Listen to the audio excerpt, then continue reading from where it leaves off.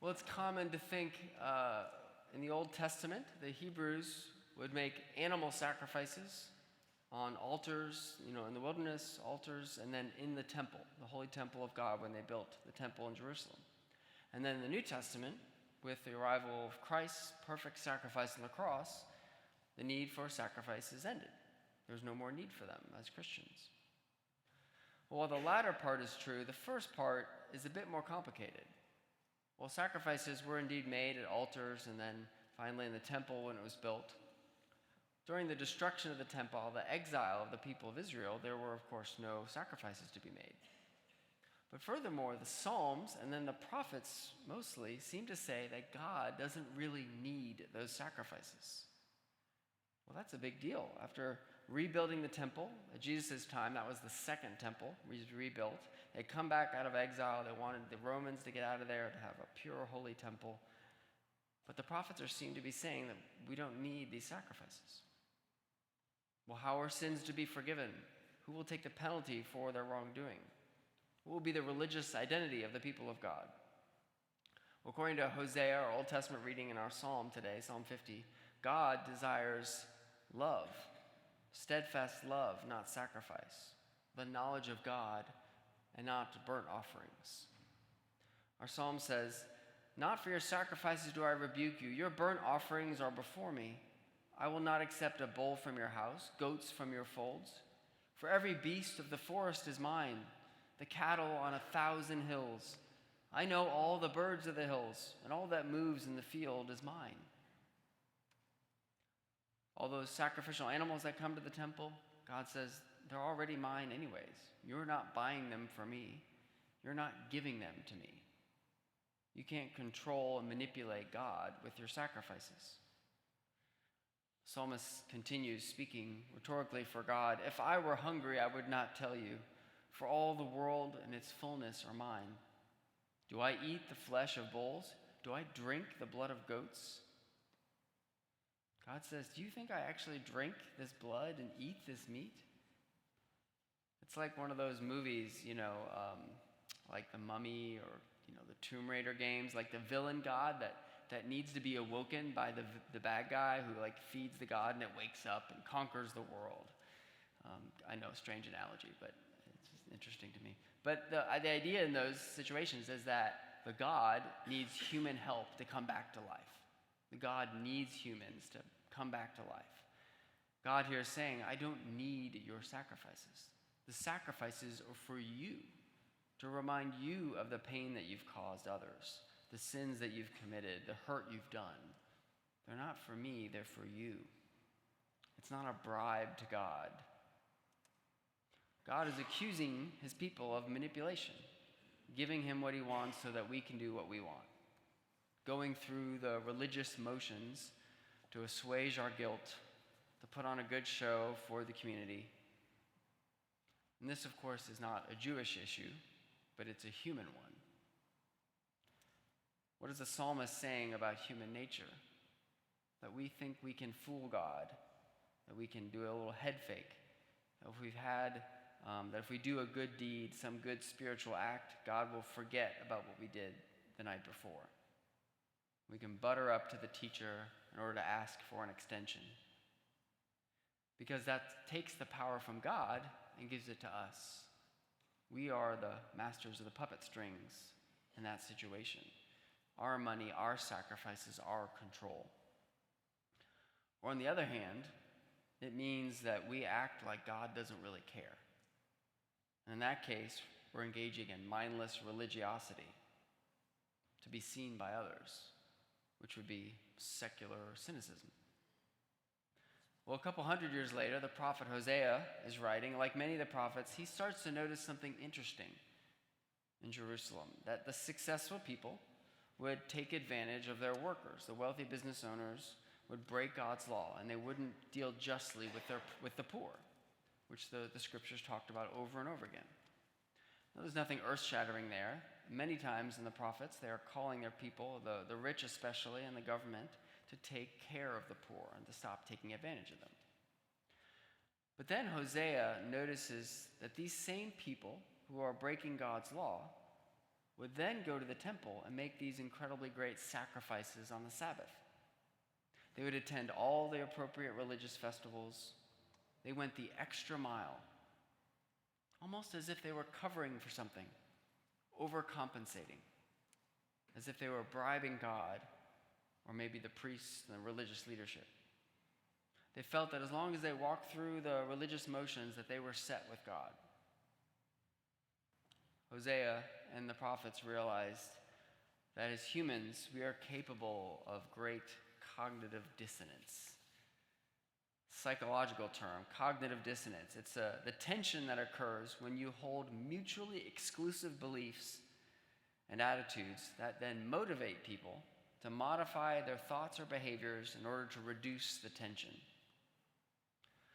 Aren't you glad you came this morning? Psychology lesson.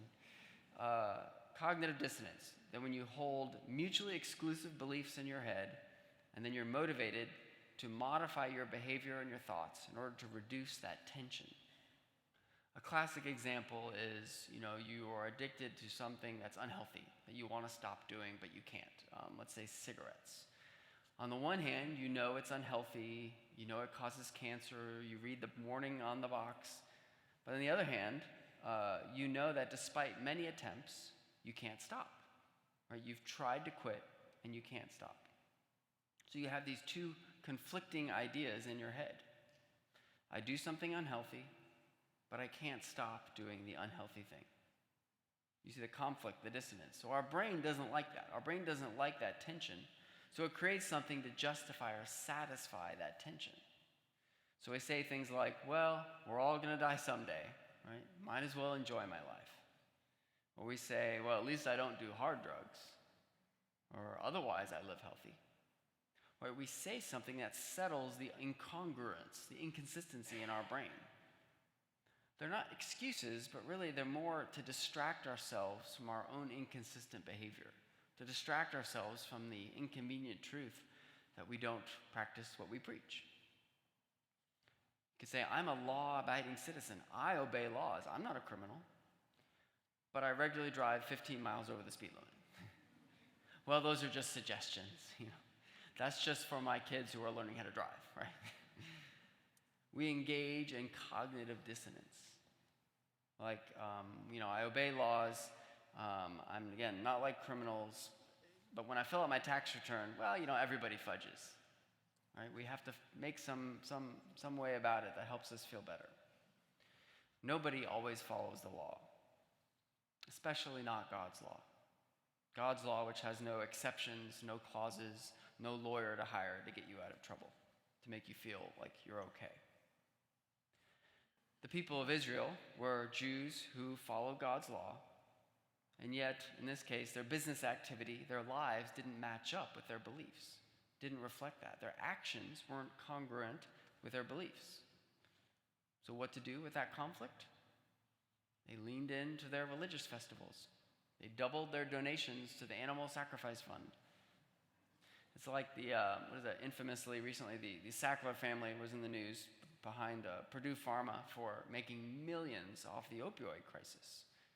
And simultaneously, while they were making millions off people's addictions, they were donating hundreds of millions to museums, universities, getting their name out there as doing all this good. Guilt offerings or cognitive dissonance at work. But this isn't just about the rich and the powerful. It's about me, it's about you. What do we do when we encounter this conflict inside of us?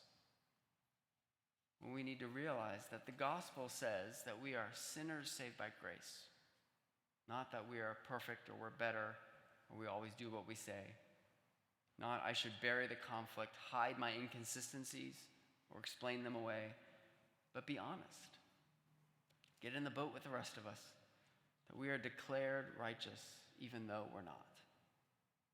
And if we can be honest, if we can actually be honest about ourselves and our inconsistencies, then there's a chance we can get help. We can ask for help, that we can actually change. And if we're honest, we don't have to cover up, put on a show. We don't have to put our best foot forward, shut down those voices inside of us, fake it till we make it. Hopes nobody finds out the real us. because we all have a real side. The side we don't share with others, the side we don't post about online. So maybe you are not living in line with your beliefs. Welcome to the club. The psalmist concludes, offer to God a sacrifice of thanksgiving. Perform your vows to the Most High. A sacrifice of thanksgiving. I think a more difficult one than a material sacrifice. To admit you're wrong and to give thanks for the God who has mercy on you. Then it says, make good your vows to the Most High. This is where we need to move on to the New Testament, to Jesus. There is no help here. It just says, do it. Make good your vows. But we don't fulfill our vows, as we'll go on to see in the scriptures. We are inconsistent creatures. We must look to Jesus for this answer. So if it's true that we are masters of justifying our own actions, reducing the dissonance when our actions don't line up with our high view of ourselves, what happens in the New Testament? Who does Jesus pick? What kind of people does Jesus pick to be his followers, his closest followers? Does Jesus pick confident people? Does he pick successful people? Bold people? Does he pick religious people? No, Jesus does not. He does not pick the Pharisees, the religious leaders, because they are masters of stuffing down their lack of congruence. Their job is to be the experts in the room of correct religious and moral decisions. They're masters of putting their energy in religious tasks to cover up the fact that they are not truly loving and serving God, as Jesus points out throughout the Sermon on the Mount and many of his teachings. Nor does Jesus pick the priests of the temple, those are sort of the secular, cynical people of his day who cut a deal with the Romans. No, he picks fishermen. He attracts women of ill repute. And most shocking of all from our reading today says he saw a man called Mathew sitting at the tax booth, and he said to him, "Follow me." Mathew rose and followed him. Jesus handpicks a tax collector. It's the most hated profession in the whole Jewish community. People who are in league with the Romans, collecting taxes and sending it on to the idol-worshiping Roman Empire. These are people who know they are corrupt. Listen to the reaction that Jesus gets from social media. The Pharisees, for this choice. Jesus reclines at table in the house of Mathew the tax collectors. Behold, many tax collectors and sinners were reclining with Jesus and his disciples. So they were all eating together at Matthew's house. It says, and when the Pharisees saw this, they said to his disciples, "Why does your teacher eat with tax collectors and sinners?" They don't understand it. They can't believe it. Why would he hang out with them, let alone pick them? Jesus knows that people like Mathew, they know their cognitive dissonance. They know that their beliefs don't match up with their actions. That's why they're running, not walking, to Jesus. Matthew has just enough shame to see the light that Jesus is shedding upon his actual human nature. Not the one we present to the world, but our actual thoughts, our inner life, the actions that others don't see. Jesus is purposefully picking these people, purposely picking people whose actions don't match up with their beliefs. They know they're sick, and they know that they're in need of a physician, a savior. So how does Jesus respond to this accusation of aligning himself with immoral people, non-religious people? Well, he quotes Hosea, the prophet we heard from earlier. It says, and when the Pharisees saw this, they said, "Why does your teacher eat with tax collectors and sinners?" When Jesus heard it, he said, "Those who are well have no need of a physician, but those who are sick. Those who are well have no need of a physician, but those who are sick." And then he quotes Hosea. He says, "Go and learn what this means. I desire mercy and not sacrifice. I desire mercy and not sacrifice. For I came not to call the righteous, but the sinners." I came to call not the righteous, but the sinners. And spoiler alert, nobody is righteous. Some are just better at covering it up than others. We are sick, and Jesus is the healer. And after that, Jesus then gets a question as to why his disciples aren't doing the religious things that religious people do. This time it's not coming from the Pharisees, though. It's coming from John the Baptist's disciples.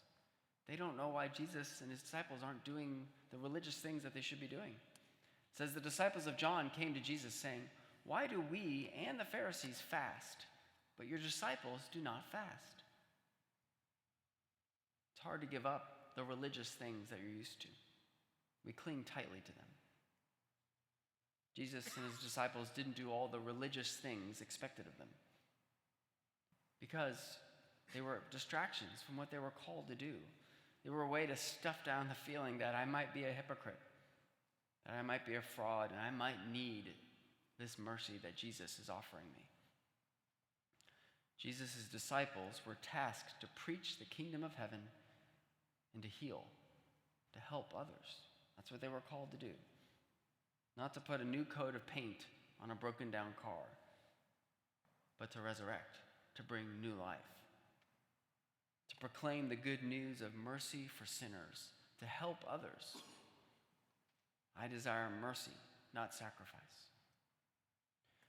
Jesus knows that we often try to manipulate our religious actions, that we can fake it till we make it, secular or religious. And so he spends so much of his time pointing out our dissonance, our inconsistencies, and then helping others.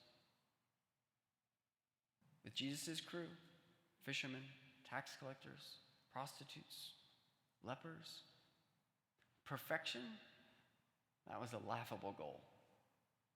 And it is for you too. So we can cut the charade. We can go to the divine hospital, accept the great physician, Jesus. And then Jesus says, forget the fasting. Let's eat. Let's come to the table with our fellow misfits, and then let's go out and make a difference. For I came not to call the righteous, but sinners. Amen. Would you please stand as we say together the words of the Nicene Creed?